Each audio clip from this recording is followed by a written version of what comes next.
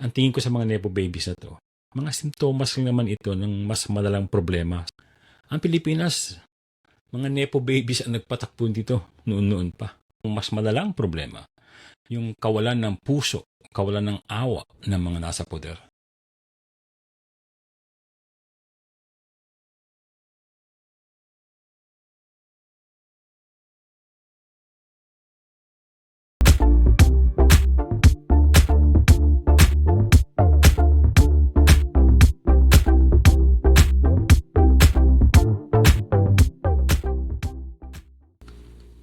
Balitang-balita ngayon at kalat na kalat itong tungkol sa nepo babies. Ito yung mga anak o kamag-anak ng mga politiko, mga government officials, o kaya mga contractors ng gobyerno, no? Lalo na ng Department of Public Works and Highways.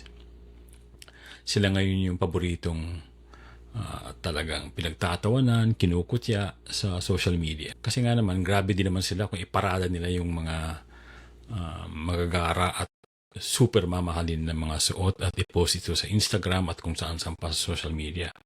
Mga travels nila, may mga eroplano pa, may mga biyahe sa abroad, diba? Parang talagang medyo sobra, kumbaga.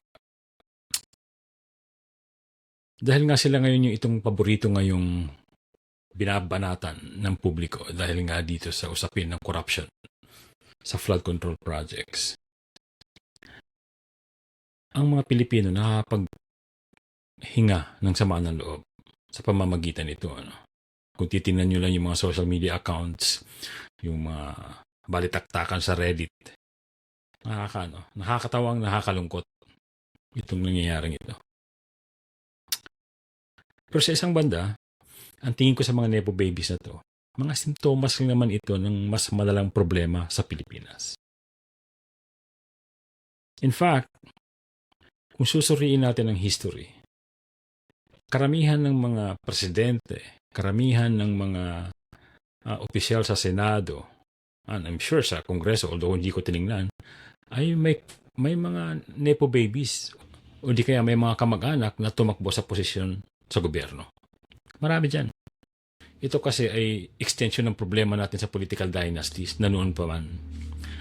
Kasi kung titingnan natin ang kasaysayan, ang Pilipinas, mga nepo babies ang nagpatakbo dito noon-noon pa. In fact, mula nung panahon ni Emilio Aguinaldo, noong late 1800s after the revolution, karamihan na naging presidente noon ay nagkaroon ng mga anak o angkan na naging presidente o di kaya naging politiko. Si Aguinaldo at ang sumunod sa kanya si Manuel Quezon ay mga walang nepo baby yan sa pagkakalam ko. Pero yung mga sumunod sa kanila, si Jose Laurel, si Sergio Osmeña, si Manuel Rojas, si Ramon Magsaysay, si Diosdado Macapagal, si Ferdinand Marcos Sr., si Corazon Aquino, si Gloria Macapagal Arroyo, at si Rodrigo Duterte ay puro may mga nepo babies yung mga yan.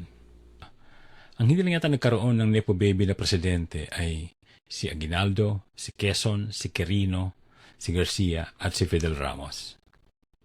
Karamihan, puro may nepo babies yan o may mga kamag-anak sa poder. Si Ferdinand Marcos Jr., of course, ay isang nepo baby. Siya yung sinasabi natin lagi na OG na nepo baby. Ang vice president niya ay isa pang, OG din na nepo baby, si Vice President Sara Duterte na anak ni Rodrigo Duterte. Ang Davao daw ngayon ay pinapatakbo ng mga nepo babies. So si Sara, Vice President, okay? So si Pulong Duterte, yung lalaking panganay, ay congressman. Si Baste ay practically mayor ngayon ng Davao kasi wala nga si Duterte, nakakulong sa dahig. At saka yung mga apo ni Digong na ngayon ay nasa sanggunian sa City Council. Tayo ay bansa ng mga nepo babies. Out of the 24 na nakaupo ngayon sa Senado, 10 lang dyan ang hindi nepo babies. In other words, 14 dyan ay mga nepo babies. 14 sa 24 na senador natin ay mga nepo babies. At yung 8 sa 24 na yan ay mga magkakapatid pa. si Cayetano, Ejercito Estrada, si Tulfo, si Villar. Di ba? Grabe. Ang grabe-grabe talaga. Pero linawin natin hindi naman yung pagiging magkamag-anak ang problema Mangyayari at mangyayari yan. Kahit sa ibang bansa, may mga ang dami-daming nepo babies. Ang dami-daming mga political dynasty. Kahit sa US, kahit saan katamingin, meron talagang mga ganun. Mukhang normal na naman talaga yan na yung kapangyarihan ay, syempre, dadalo yan papunta sa mga kung sino yung kamag-anak mo. So in itself, hindi problema yung pagiging nepo baby. Ang problema ay yung korupsyon na tumutustos sa yung luho bilang isang nepo baby. Nakita natin ito ngayon dito sa Pilipinas. Social media. And, kahit na pumunta ka pa sa nakaraan ng panahon ng diktadurya, yan, sina Ferdinand Marcos Jr., sina Bongbong, sina Amy Marcos, mga kapatid, lalo na si Imelda, ay talagang kung makapag-display niya sila ng kanilang mga karangyaan, kayamanang mga ninakaw nila, ang tindi niyan. Kaya sila talaga ang original talaga na nepo baby. At sa isang banda, may mga nepo baby naman na kung titingnan natin ay matino na hindi inaabuso yung pagiging nepo baby o di kaya hindi inaabuso or hindi ginagamit yon para mas lalo pang mangurakot. Halimbawa, si Chris Aquino, for instance, na anak ni Cory Aquino, na kapatid ni Noynoy. Sa pagkakaalam nating lahat, nagsipag yung aling yun. Naging top taxpayer pa nga siya dahil sa kasipagan niya sa pagiging queen of all media, di ba? Although nakilala siya dahil anak siya ni Cory, ni Ninoy at kapatid ni Noynoy, yung kanyang pagiging mayaman, yung kanyang kasikatan ay hindi lang dahil doon, kundi dahil sa matinding paghahanap buhay din. To some degree, ganun din naman si Noynoy. Bless his soul. Di nga ba? Second hand na luxury car pa yung binili niya. Hindi talaga ba? I-compare mo yan dun sa mga Diskaya. Diyos mio, dosena. Wala pa nga sila sa poder.